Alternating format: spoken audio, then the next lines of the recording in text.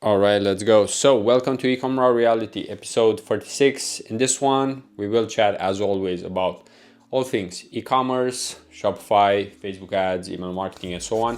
But more precisely at this time, due to what's happening in the world, basically Trump, tariffs, US, China, we know all of that conflict and instability. And one of the main questions that many e-commerce brands have right now, and these are conversations that I also have with brands, founders, and the main question is how not to pay a huge boatload of cash in tariffs when we know that maybe tomorrow, maybe in 1 week, maybe in 1 month from now, they won't be as high anymore, right?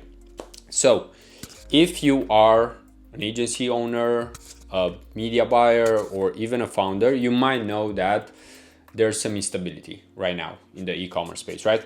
So the main thing is how not to overpay for something that you might have to pay less in maybe one day, maybe in 1 hour from now, right? Because Trump can decide at any point that he just wants to lower the tariffs.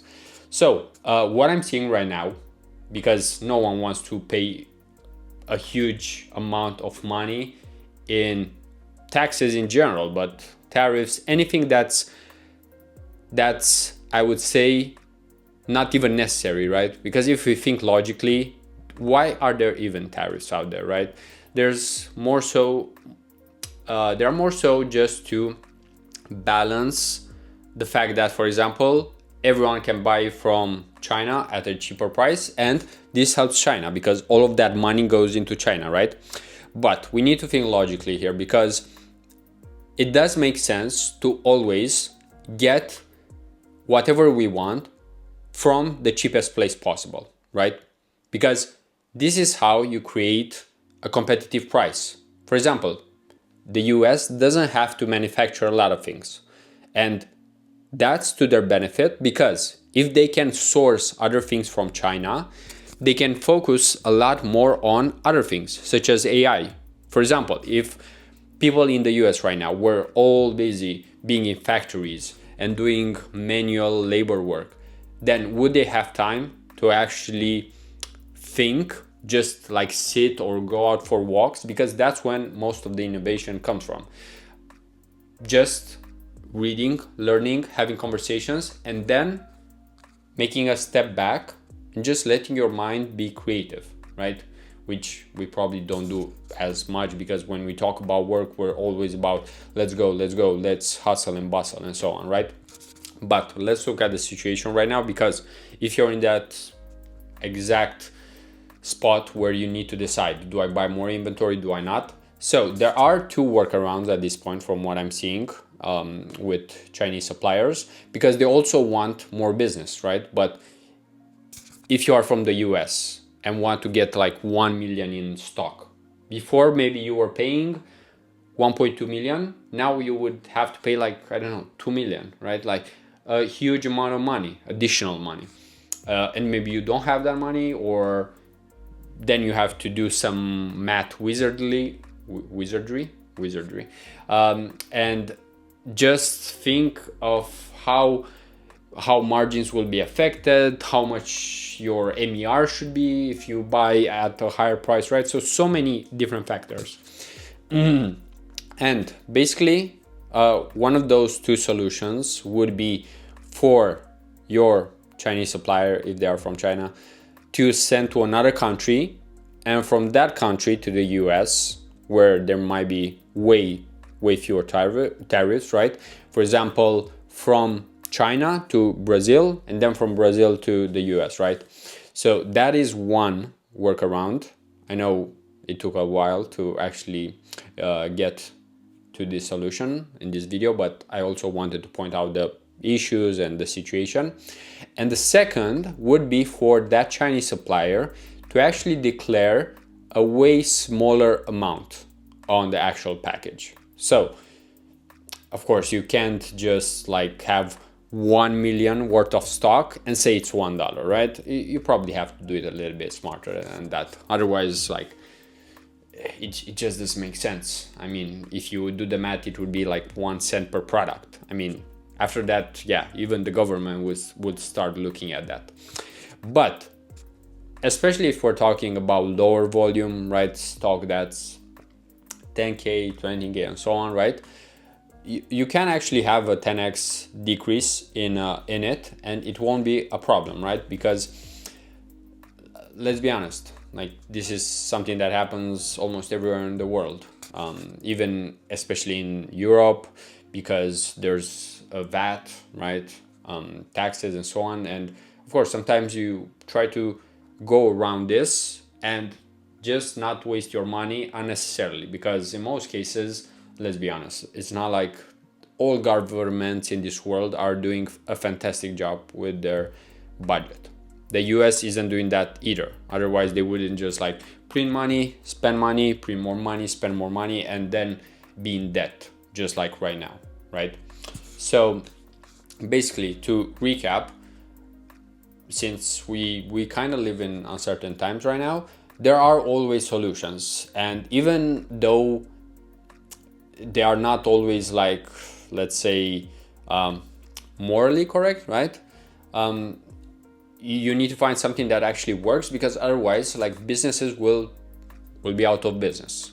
And as we know, a lot of the economy actually stands on small businesses, on money flowing, and if you are uncertain, if you are afraid and so on, of course money won't be flowing anymore. So it's like, this is not even a good thing for the US economy, because if the US consumer, and in general any consumer, if they are unsure of what will happen, right, of course they won't be spending as much freely, right?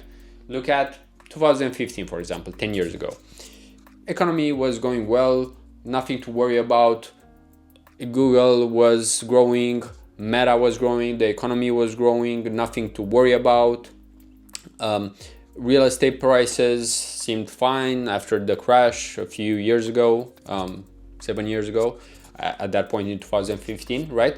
And right now it's clear that we are not exactly in that moment in time. We're not 10 years. I was just distracted here by all the notifications. So we're not back in 2015 when we had less worries.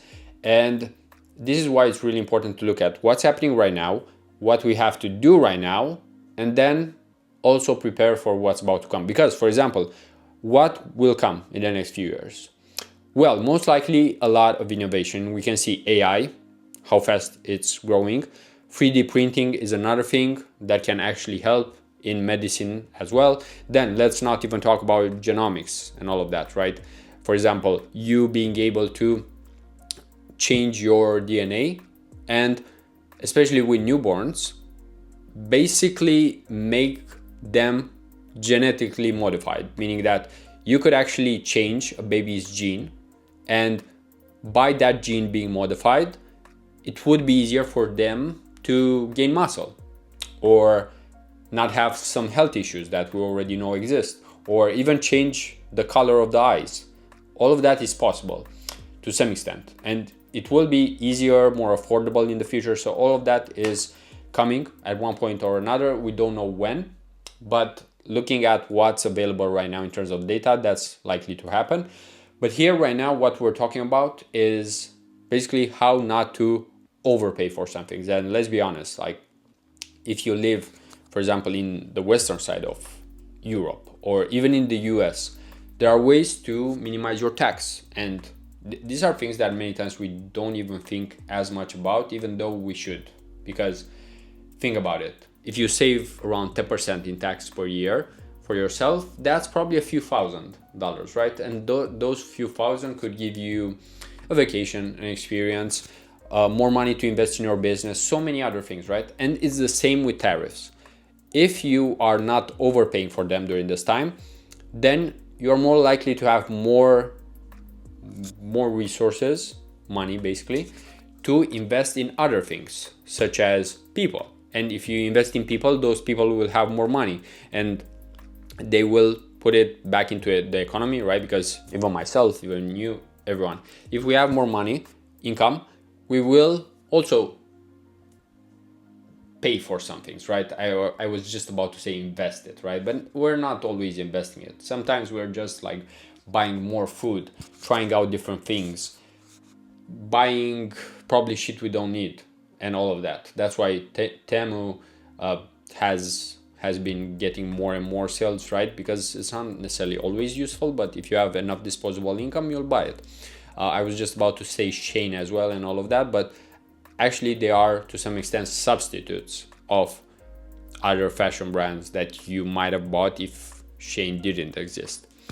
But with all of that being said, I don't want to keep this way too long. The two solutions that I mentioned even earlier, there might be more. These are the two that I'm aware of. Is first sending to another country before actually not getting it directly from China to the US. And second will actually be to declare a lower amount. But during this time, most people don't have to buy more stock, because you probably have stock if you are an e-commerce brand. But in the next few months, it's clear that there's a need for more stock, because Q4 will be coming and there will be more sales to be made, let's say. So with all of that, not to make this way too long, that's pretty much everything for this one. Just what I have in my head right now, where I'm at, and also trying to think of e-commerce brands, because I know it's not necessarily an easy time for most of them, and it's really important to have good communication at all times with the brands that you're working with, that you have with your partners, and so on. So that's it for this one. If you enjoyed it, you can leave a like. If you haven't watched some of the other episodes, then I would suggest so if you find any interesting. And until next time, peace out.